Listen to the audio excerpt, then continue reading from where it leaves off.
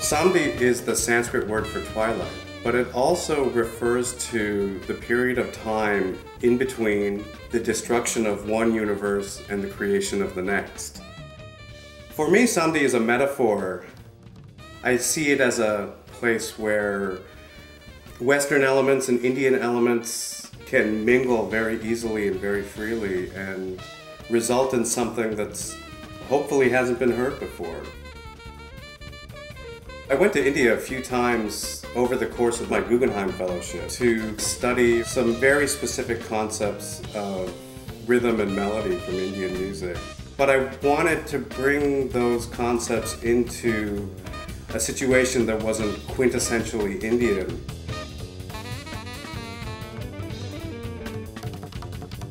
My personal roots of playing music are very much at home with the more kind of funky, electric sort of musical scenarios.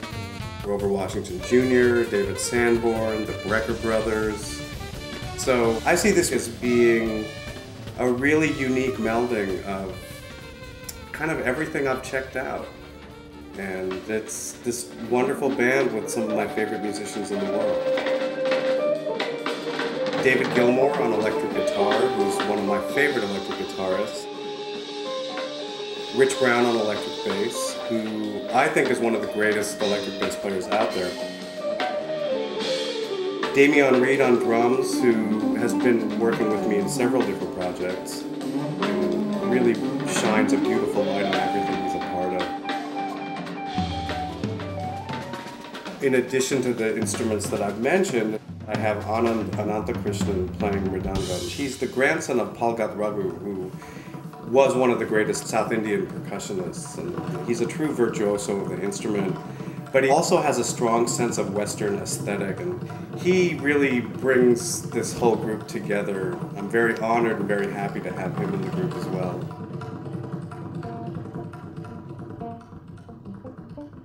Musically, the elements are literally South Indian rhythms, South Indian melodic constructs, ragas, but the recontextualization of them within this kind of Western jazz rock fusion setting really brings a new life to them and invigorates them in a way that was very unexpected to me until I actually heard the band play them.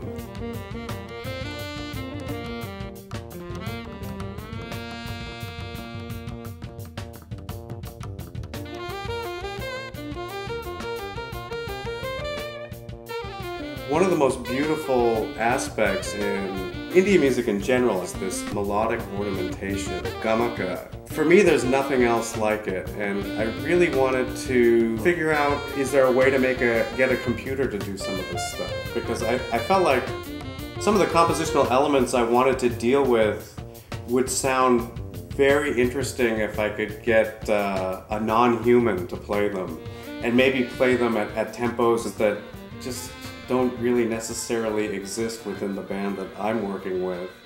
They're very short interludes. They're not the longer pieces on the album, but I think they're nice bridging effects between the compositions that are actually played by humans.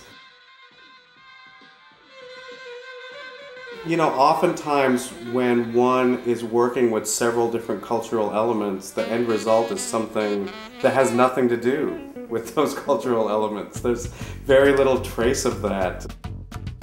For me, I think that's really great because it's not always important to know what went into a composition. It's what you walk away with in the end. How did it make you feel? What did you like about it? I really feel like the level of integration achieved on this album surpasses a lot of what I've done before.